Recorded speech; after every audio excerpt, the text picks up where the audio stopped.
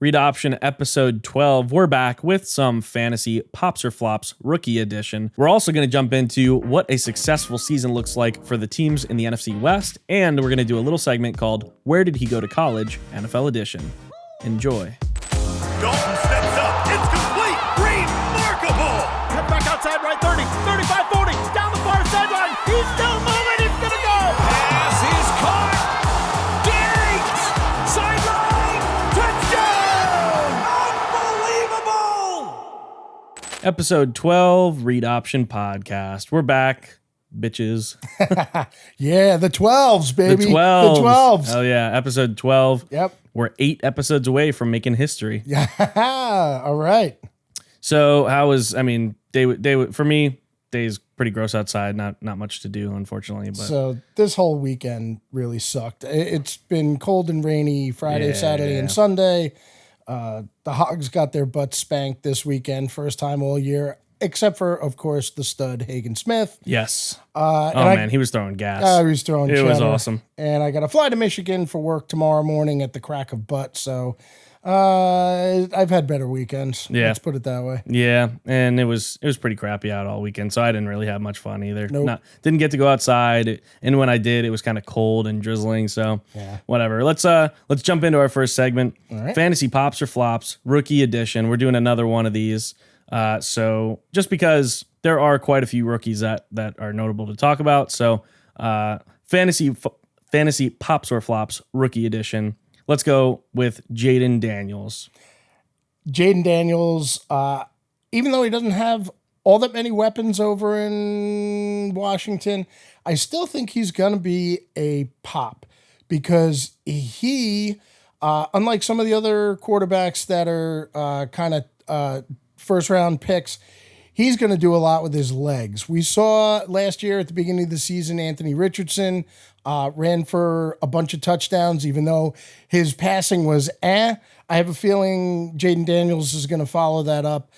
If he gives you 6 or 8 rushing touchdowns, probably 3,500 yards and 20 plus touchdowns passing, I think I'm going to call him a pop. Yeah, I'm going pop too. I think also he's a better thrower, better passer than Anthony Richardson. I agree. So I agree. I'm going with Jaden Daniels popping. Yep. I think even if he does struggle with his arm at all, he's going to run like crazy all over people. He's lightning fast. Yeah, and he does have Terry McLaurin, who is borderline wide receiver 1. Yeah, I'd put him maybe top 12 in the league. Yeah, maybe. and he's had some bums throwing. Yeah, to him we his never career, seen him with so- like a really good quarterback. So hopefully he develops a little chemistry with Jaden Daniels. It'll Yes. be interesting to see how that plays. He also out. has Luke McCaffrey now, and we'll talk about him in a little bit. Indeed. So moving on, we're going to go Roma Dunze.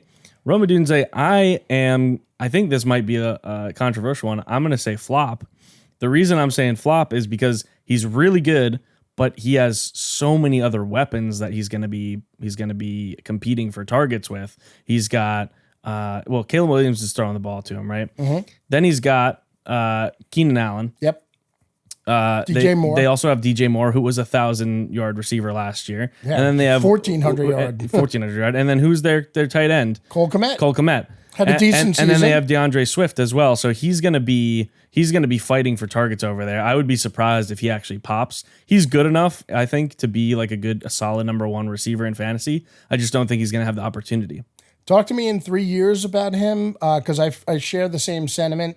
I think it's going to be the same thing as the way JSN went with Seattle. Oh, like You good had- enough, but just not opportunity. Yeah, you had 2 other stud receivers, although Lockett did definitely have a down year. Yeah, he regressed.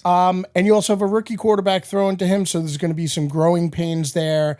I think he's going to have a decent rookie season. But not a pop. Yeah, if he catches 50 or 60 passes and 800 yards, 750, 4 touchdowns, that's kind of where I'm thinking, which is, yeah, he'll be a good bye week receiver maybe. Yeah. But he's going to be one of those guys where you have to kind of pick the week. Yeah. You know, if they play a real good defense and the defense decides to shut down Allen and Moore, and maybe he gets a game-winning touchdown or something. Sure. So I'm with you. I think he's going to be more of a flop. Yeah, unfortunately, because he's really good. Correct. All right. Keon Coleman. Is he popping or flopping? That was a really tough one. So we've seen the best of him and the worst of him in some of the preseason workouts. He ran a really slow 40, but then he burned through the drills. Yeah. He has good hands, and he's going to a team that just lost their primary receiver. They need a stud receiver. And there's really nobody. The depth chart behind him is very, very slim. I believe their next highest receiver is Curtis Samuel. Maybe. Yeah, so So that's not really competing for much. You're not competing Sure. really for much I'm against gonna him. I'm gonna say a pop for a rookie, and I'm gonna put him up there as kind of a borderline wide receiver 3. Maybe give me 75 catches for almost 1,000 yards and maybe 6 or 7 touchdowns, Okay. something like that. So I'm gonna say pop. He's not gonna pop like a wide receiver 1, but for a rookie, I think he's gonna be good enough to stay in your starting lineup. Okay, fair enough. Luke McCaffrey, he's on Washington now. Correct. And we just talked about Jaden Daniels. So in my opinion, this is weird. It's going to be like a half pop. I think he'll be a decent number 2 option, maybe number 3 fantasy wise, but number 2 like as like football wise, like actually on the team, he'll be the number 2 receiver.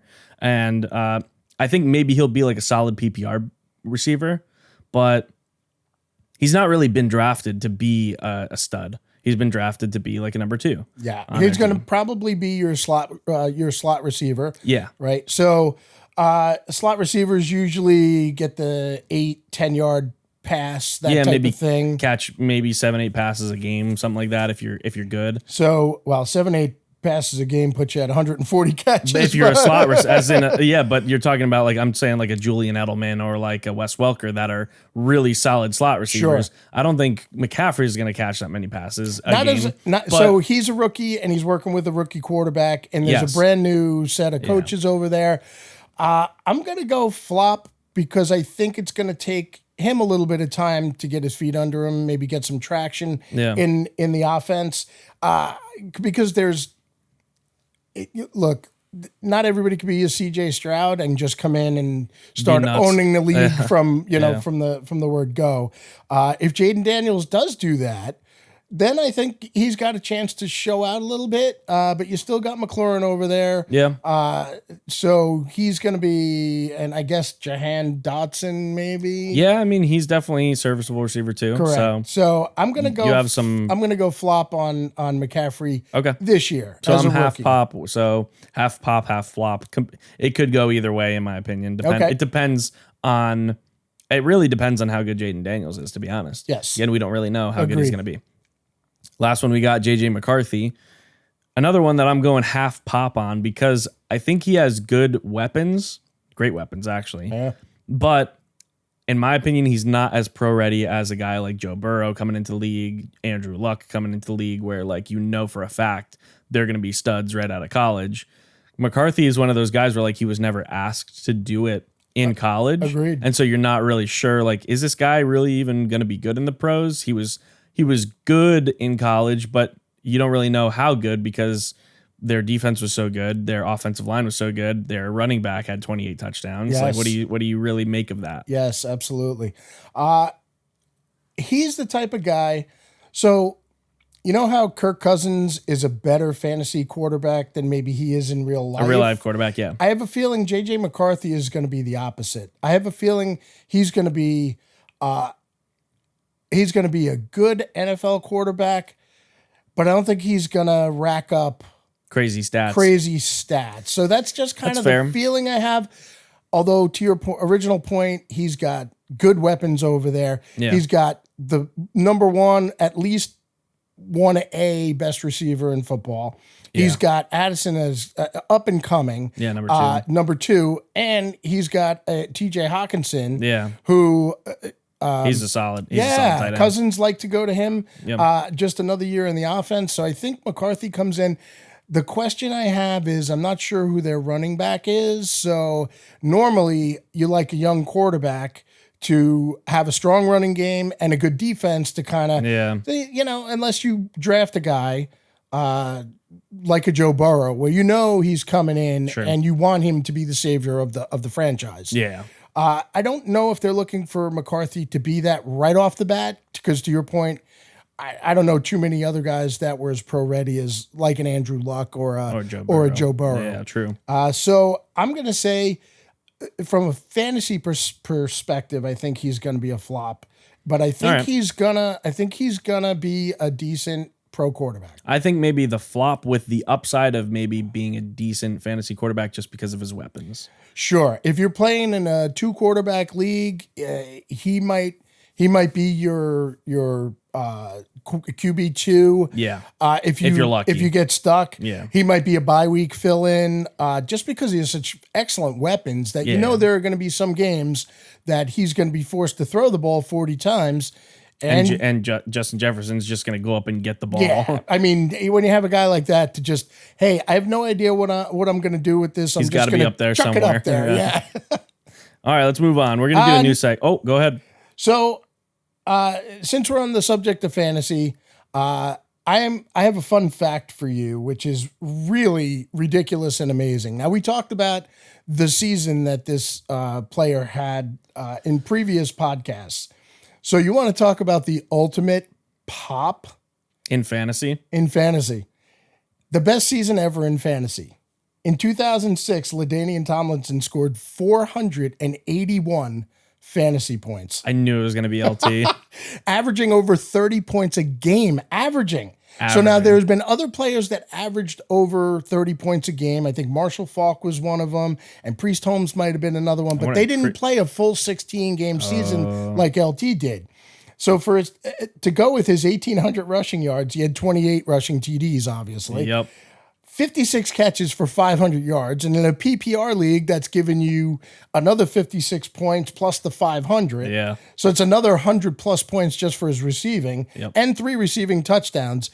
And the cherry on the sundae, he was 2 of 3 passing with 2 passing touchdowns. He had 2 passing touchdowns? He had 2 passing touchdowns. Oh, my to gosh. bring his total. So almost 2,300 yards from scrimmage and 33 total touchdowns. Jeez. 481 fantasy points. That's crazy. You want to talk about the ultimate pop? There it is. Yeah. You'd be crazy not to take him. That was a fun stat right there. Yeah, it is. I was going to go maybe Christian McCaffrey averaging 30 a season. He averaged 30 a season, but he missed a couple games that year as well. Oh, really? Was that the 1,000 Yes, season? correct. Yep. Yeah, he was really good that I think season. he had too. 100 and He had something 100 catches. So he got almost 200 points. In a PPR league, he got over 200 points just for receiving. Yeah. He was really good that year. He was like an RB1 and a wide receiver 2 in the same player. Yeah. Yeah. Pretty awesome. All right, let's move on. We're going to do a new segment. This is going to be a recurring segment as we move closer to the beginning of the season and what's going on with some of the maybe free agency and stuff like that we've seen over the last couple of weeks. We want to now that teams have kind of locked in some of their players and drafted people, we're going to talk about what a successful season looks like for insert team here or insert division here. So this is what a successful season would look like for the NFC West. So what would a successful season look like for the 49ers? Winning the Super Bowl. I think we can both agree on that. That's pretty obvious. I don't think they lost a whole lot from last year. Maybe they did on their defense. So and of course, we preface all this by saying if so and so stays healthy, right? Sure, yeah. Because if you get McCaffrey that goes down, or or Purdy, you get your quarterback that goes down. Obviously, the dynamic changes, right? Sure. But I think they are at the point where they feel like they should have won the Super Bowl last year. I think they feel like they potentially let one get away. Bonehead coaching move, taking the ball in overtime. I think they know that they were that close to potentially winning the Super Bowl. And a few years ago as well. And a few, yeah, they were they had a 10-point lead going into the 4 minutes left in the fourth quarter or whatever. Correct. So I think they are still strong enough that they feel anything short of winning the Super Bowl would probably be a disappointment. That's a bust. Yeah, I agree fully. The Super Bowl or bust for 49ers. I think so. All right, the Cardinals. What's a successful season look like for the Cardinals in 2024? Well, you got yourself Marvin Harrison Jr., so that right up front, in my opinion, gives them 2 or 3 games. Are they going to be a playoff contender in that division where you have the Rams that made the playoffs, the Seahawks that lost the tiebreaker for the playoffs? Arizona, I don't think competes for a playoff spot. A successful season for them, I think, if they bounce up 3 or 4 wins, 4 or 5 wins, and maybe 8 and 9, and start to gain some chemistry because Kyler Murray's still young, start to gain some chemistry on that offense between Kyler and Marvin Harrison. I think he's going to establish himself as a stud. I'd say 8 and 9 is a successful season for them. Yeah, I put around 500. Yeah. So if they could go 500, maybe 1 game over or 1 game lower than 500, that would be successful. I agree. I think the NFC West is probably one of the harder divisions to compete in the entire NFL, to be honest. Mm-hmm. And if you got 3 teams potentially competing for the playoffs, you're just not going to do it if you're the Cardinals, because I think they're the worst team out of all 4 teams in that division. So I agree with you. All right, Seattle, home cooking. What's a successful season for the Seattle Seahawks?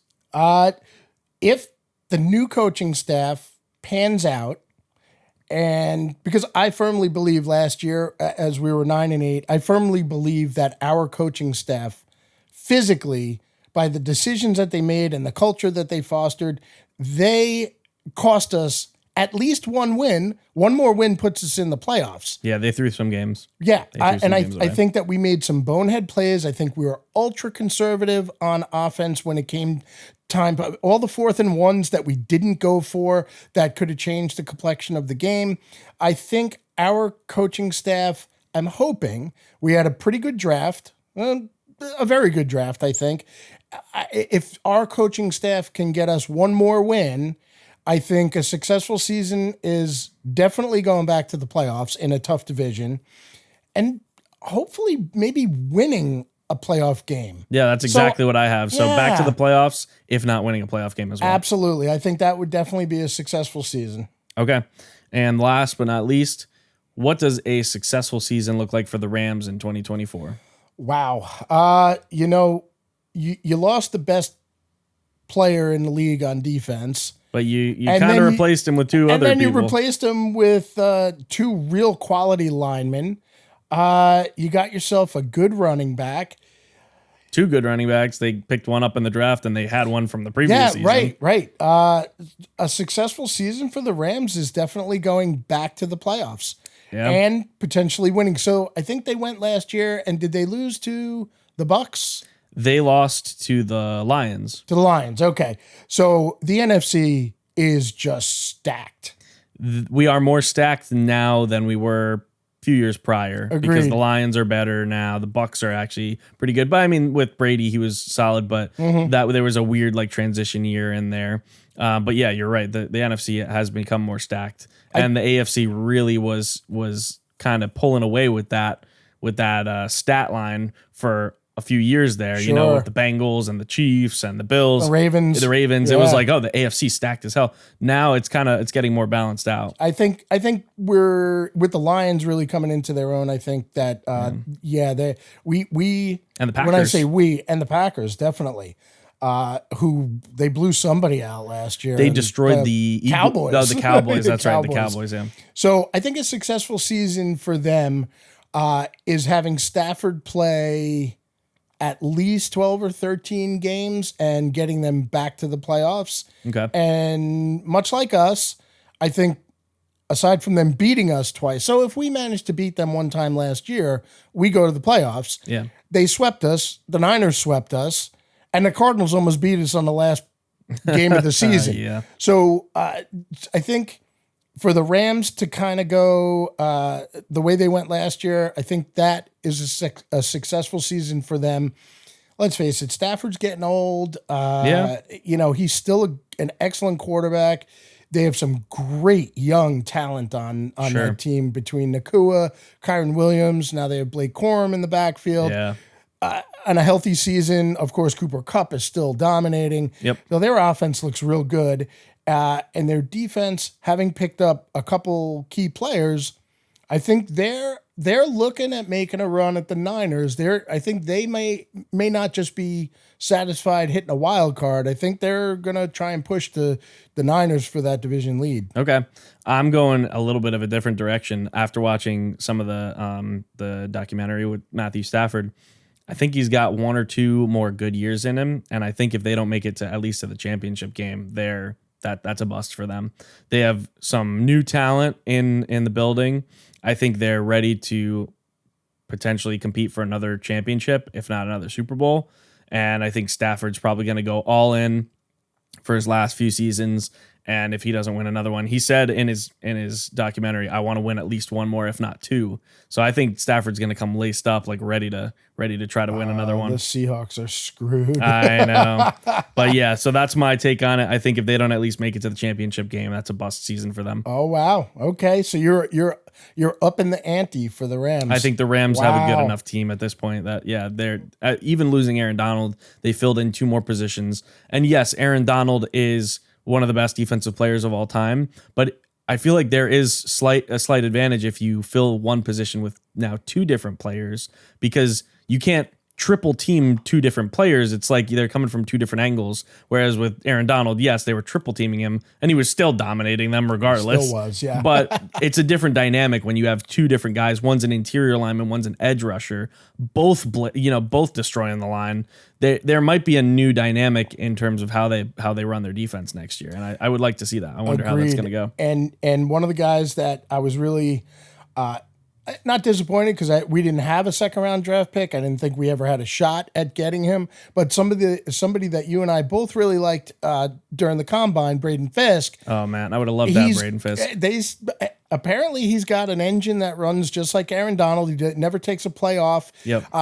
Is he as talented as Aaron Donald? Most likely not. Yeah, but if he's 75% as good as Aaron Donald, he'll be a threat. But when you got those guys that just don't quit, you can make the play where the quarterback's scrambling around and then all the defenders are kind of huffing and puffing and they give up but when you got a guy that just doesn't quit like that, you can end up getting a sack in a critical part of the game just because you kept your head in the play. Yep, it's true. And that's what it sounds like Fisk is. And Verse was one of the most talented guys. Yeah, Verse was regarded as as an excellent college player and figured he was going to be a first round draft pick anyway. Yeah, so we'll see. Well, they did a good job of replacing what they had to replace. I agree. In Aaron Donald. I agree.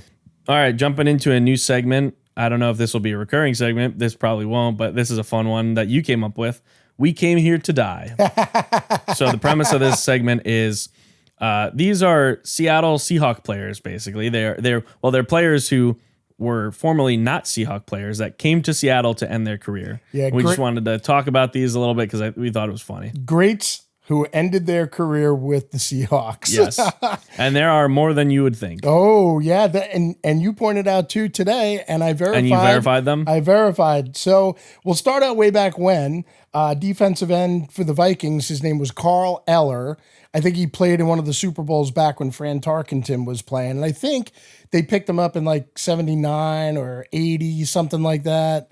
It was something to that effect. Didn't have a terrible half season, I guess, with the Seahawks. But okay. Carl Eller, I'm not 100% sure, but I think he might be in the Hall of Fame. And then we move on to Franco Harris. He, at one time, the all-time leading rusher in the NFL, finished his career with Seattle. Warren Moon finished his career and was actually pretty darn good. He wasn't bad. He made the Pro Bowl in 1997, which was, I think, his first year with the Seahawks. Oh, wow. Threw for like 3,700 yards back when that was a lot. Yeah. And actually finished his career pretty strong with us. Huh. John Randall, another beast with the Vikings. He was an interior lineman. He's a guy that used to paint his face like he was a psycho. He used to, his face like Jeff Hardy. Yeah, exactly. And he used to bark at the quarterback across the line of scrimmage. Hall of Famer, was an absolute lunatic. Had a great season with 11 sacks in 2001, and I think he retired in 2002 with the Seahawks. Wow. If you notice a pattern here, all the greats Jerry Rice finished his career with the Seahawks. He did absolutely nothing his last year. I think he had like, I don't know, 30 catches for Oh my 300 gosh. yards or something. It was bleh. It was Michael Jordan Wizards Yeah, type of right. type of play. Then you had Brandon Marshall. Yes, we actually got to watch him play. We did. And I'm going to just do a public service announcement here. Very underrated, in my opinion, for his career. Not with Seattle. Not with Seattle. Seattle, he was not good. No. He had 6 seasons of over 100 catches and another 2 with 80 plus. And with 13,000. Almost 13K yards Total, and yeah. 83 touchdowns. Yeah. He certainly was not Randy Moss or Terrell Owens, but He was good. he was really good for a good 8 years. He was solid. Yeah. And then we have the last two running backs, much like Franco Harris, did absolutely nothing with Completely the Seahawks. nothing. Edgerrin James, who was a fantastic with the Colts, and Adrian Peterson, who was fantastic with everybody but the Seahawks. Yes. Yep. So and there you have Adrian it. Peterson, technically, as of recording this, is not retired yet, like officially. Well, So his last carry- was with Seattle. I think it 4 was years ago, 2009. 5 years ago, 2019. 19, yeah. I So think. 5 years ago at this Yeah. point. It's like a long time ago, but he Yeah. still technically isn't retired at 39 years old, 38, 39 years old. So we'll Agreed. see what happens. Agreed. Anyway, or just That's really funny. That's a who's who list right there. Yeah. You got That's at some least all-time greats. 6 Hall of Famers on that came, and only a couple of them made any meaningful contribution. So Yeah. I'm not sure what. Oh, and then you had the last run of Marshawn Lynch. Forgot about True, he Marshawn came Lynch. back to- he came back to end his to run career. like three games for us at the end of the True. season when Chris Carson went down. He did, yes. So there that's you funny. have it. We crawled here to die. Yes. All right, let's move on. We're doing, dude, what are you talking about? All right. You want to start? I could start. Mine's not nearly as insanely crazy. Yours obviously was one of the best of all time, and we have the. Are you talking about the Cam Newton one? Yes, we have- Oh my God! Oh, it's at almost 800,000. We have the likes total. to prove it. Exactly. 800,000 views between 2 platforms. Yes. Man, that's crazy. So thank you all for checking it out. Thank you guys for the views. So during the 2000, I wanted to do this last week because it was all kind of draft related, right? Yeah. During the 2003 draft, the Minnesota Vikings, who were picking number 7th overall, were working on trade proposals with 3 different teams, and their first round pick, their time ran out. They didn't make a pick in time. Okay. Instead, they had to draft 9th because Jacksonville and Carolina, who drafted after them, basically went boom, boom. And within like 30 seconds, they both made draft picks. And they basically jumped up and took one of the players that the Vikings was looking for. Why did they have to go 9th? So in an unprecedented, there's no rules. My thought would have been if you missed the pick and you didn't put a pick in on time, don't get it. you forfeited it. Yeah. But by some weird connotation, they basically said, okay, you can have your pick, but It's got to be at this position. you'll have to put it in whenever you put it in. And the other 2 teams like jumped Did it up in quick. there. Yeah. Wow. So it was really weird. They were discussing trades with Baltimore, Jacksonville, and New England all at the same time. what the hell? They finally settled on the Ravens' proposal for the trade, and so they put their ticket in. But the league, it put it in so late, the league was not able to verify because you have to verify the trade with the other team. Yep. The league was not able to verify the trade with the Ravens, so the clock ticked 0, and that was that. So I mean, it would have been better if they completely lost their pick. I know. But That's still, that's just you so work- unprofessional. You work for months. Yeah. You work. Look, How did you not know who to pick? dude, with 30 seconds left, if you're like, we don't know what to do, you got to have some player Somebody. listed that you're like, okay, Somebody if he listed. falls to us, we're taking him, right? You know, A kicker or something. Yes, it would have been better. Somebody's got to be on your list. Yeah, so that's not nearly as cool as yours, but I just scratch my head. The draft is, It's so important. oh my gosh, it's so important, and then you You botch it. and it wasn't like a 5th round pick. It was This is the your number first pick. 7th overall. Oh my God. All right. Well, Oh, anyway. gee, dude, what are you talking about? Yeah, what are you Vikings, what are you talking about? All right, here's mine. All Dude, right. what are you talking about? Derrick Henry is the only human being, not just player, not just anything. He's the only human being on the planet, in the world, to rush for 2,000 yards in high school, college, and the NFL. So, and this is crazy. From 2012 to 2013 in high school, he ran for 4,261 yards in a season. That's a career. That's a career. That's a career in the NFL. Yes. That's Chris Carson's whole career. Yes. That might be Sean Alexander's whole career. Oh my gosh. In 2015, in college, he ran for 2,219 yards. For Alabama. Alabama. And then in 2020, which we somehow forgot because it was did. the COVID year. What the hell? He ran for 2,027 yards, and also has never ran for less than 2,000 yards in a season in high school.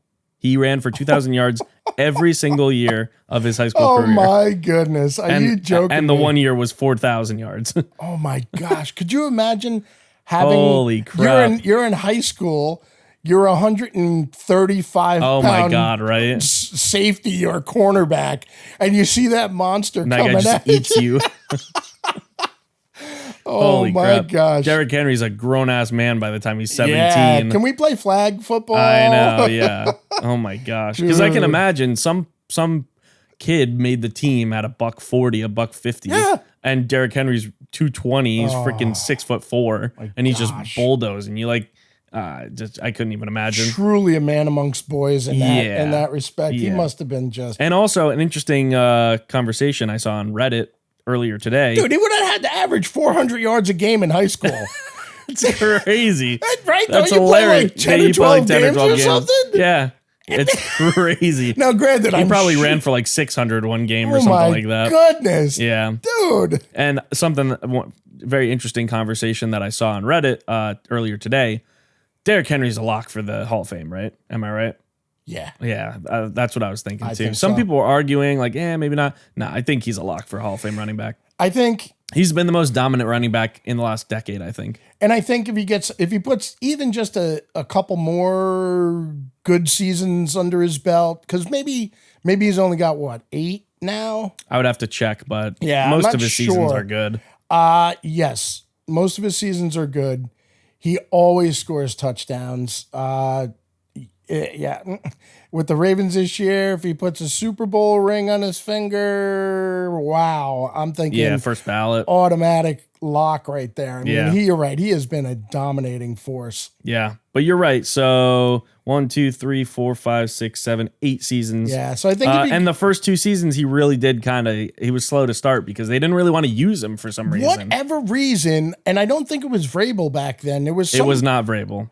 No. some reason, like he split carries. He did with I can't even remember. Maybe it was Dion Lewis. Oh gosh! And we're like, Deion what? Lewis, Yeah. very good call. I'm You're like, right. what the hell is Dion Lewis? He's a Yeah. scat back. Why is he splitting carries with a dude that's 6'4", Yeah. 230? Or So I whatever? mean, I can understand on say 3rd and 8 because Henry, the only flaw in his game is that he's not a great pass catcher. Yeah. I can understand. Okay, 3rd and 8, you But put he's the Lewis best in. running back in the league, basically. Yeah, exactly. So So I yeah, think that was kind of weird. If you put 2 more good 1,000-yard seasons under his belt, I think that's got to be. And he's one of the only running backs to ever run for 2,000 yards in the NFL. Yeah. So No, you're that's right. something to say for that. Agreed. All right, let's jump into a fun segment that we came up with last week, and we're going to continue doing it this week.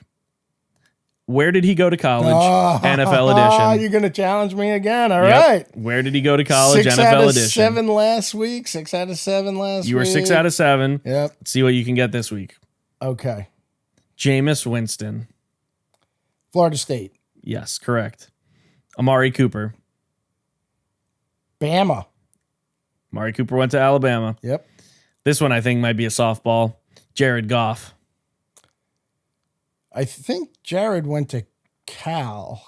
Yep, Jared Goff went to Yeah, Cal. I He's a think California boy. I think there was a little interim, or maybe he took over for Aaron Rodgers. I think there was a little interim between the two.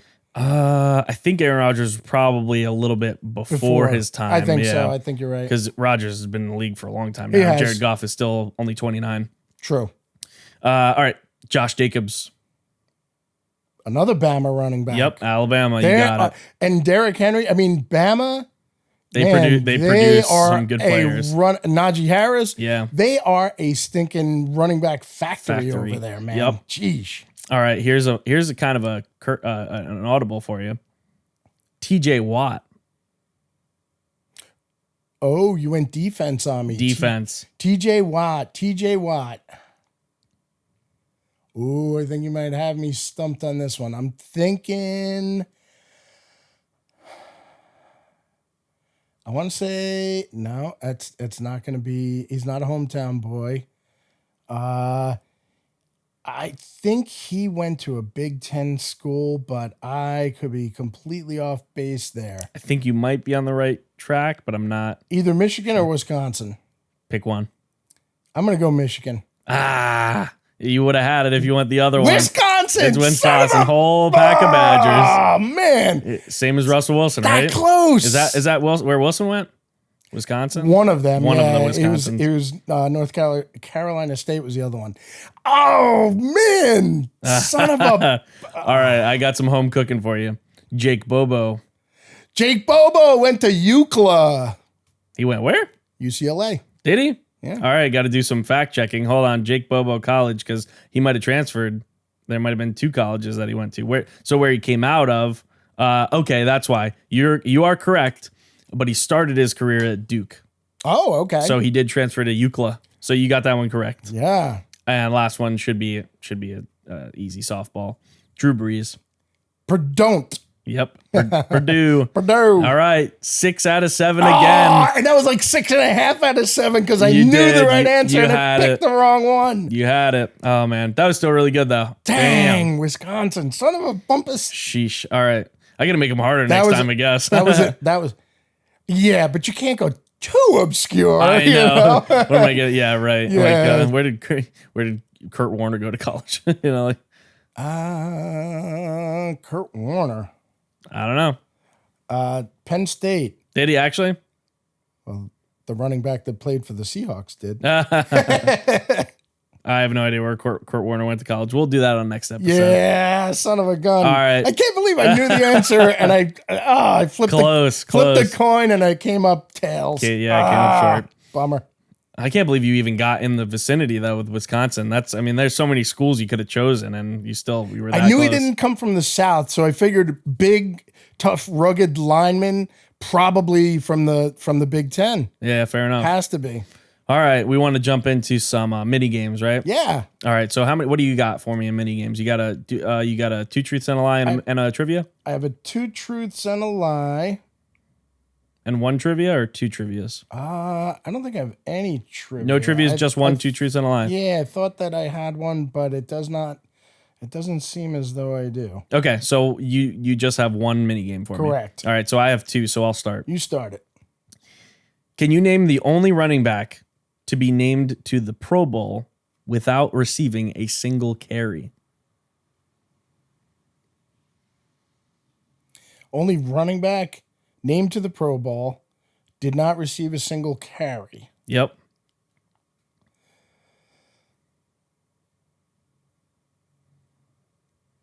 How could you be a running back and not receive a single carry? Holy smokes. Yeah. Well, I'll point you in the right direction. Clearly was a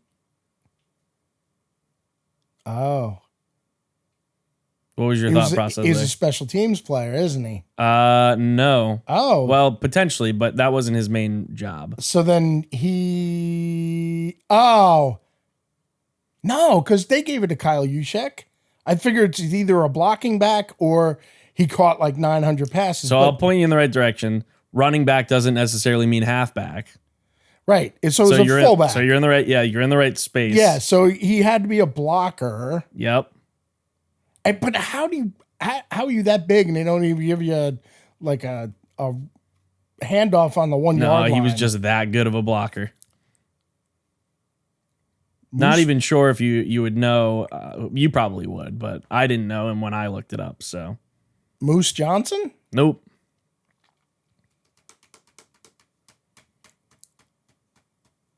And it wouldn't have been Kyle Juszczyk. No, Juszczyk, I believe, is usually fed the ball at least a few times a He'll season. always get a 4th and 1. Yeah. Trying to think of how. This is an obscure one, definitely. Son of a gun. It wasn't Pete Andrews because he always got Ran the ball. at the 1 yard line. I don't know. So it was a guy named Sam Gash. He played for the Patriots. Sam Gash. Do you recognize the name? Yeah, that's a great name too. It is for a blocking Yeah. fullback. He played for the Patriots, and then he went to Buffalo in 1999. He went to the Pro Bowl for being a blocker. Wow. He was that good. And didn't even he had get 0 a carries the whole carry. season. Holy crap. Yeah. He also had another season where he had 0 carries, but he didn't win. He didn't go to the Pro Bowl Oh that my season. gosh, that's awesome. Yeah, imagine being that good at Jeepers. block. You're basically like Walter Jones, but you're a fullback. Yeah. Oh my gosh. You're just thinking like no.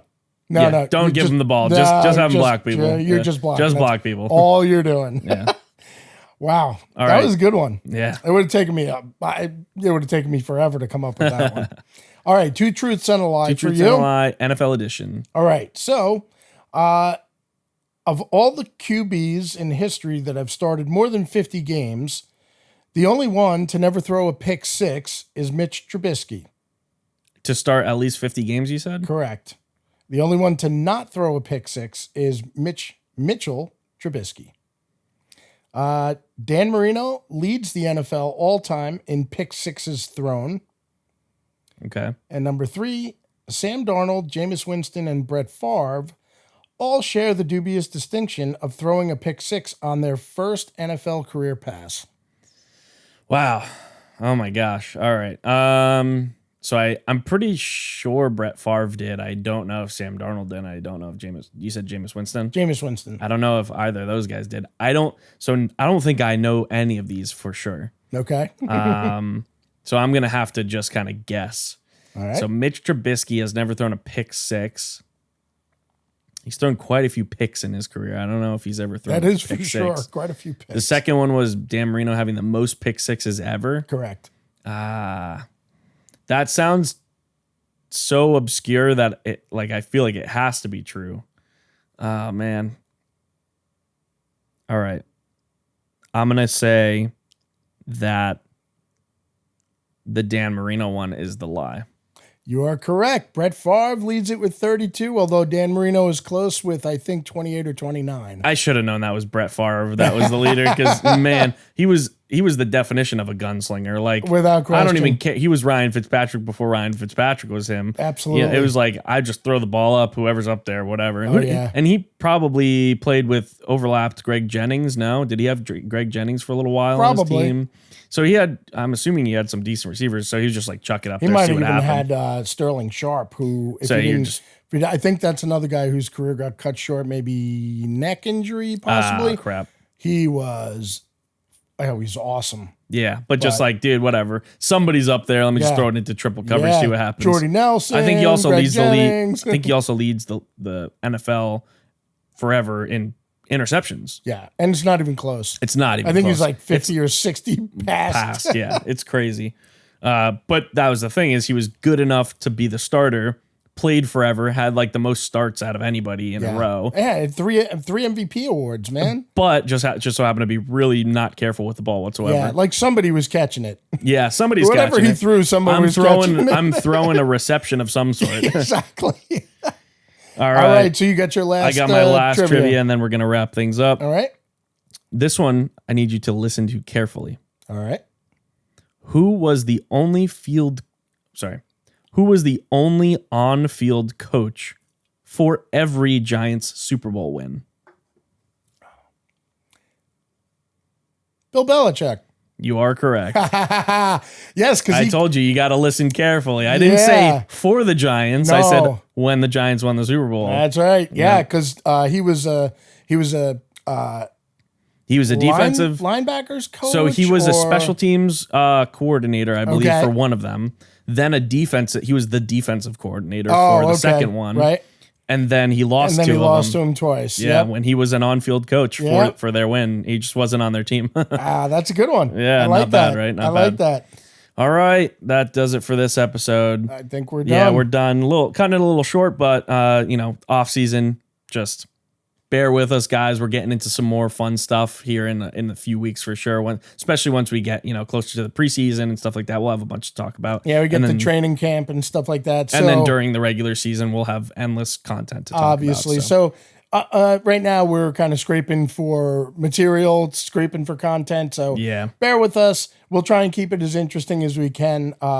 We really like some of the segments that we have, but we are sure you guys will let us know. Yeah, absolutely. Yeah. So comment below on any of our TikToks, Instagram posts, Facebook posts, YouTube posts, whatever. Let us know how much you like or dislike. Doesn't matter because we'll take the engagement regardless. Absolutely. Hey, no press is bad. No press is bad press. But that's going to do it for this episode of the Read Option Podcast. So signing off is Tommy Touchdowns, and Razorback Jack. we'll see you next time. See you next time. Thanks for listening to the Read Option Podcast, hosted by Tommy Touchdowns and Razorback Jack. Produced by me, Tommy Touchdowns. Remember to follow us on all our socials, including Instagram, Facebook, TikTok, and YouTube, at the Read Option Pod.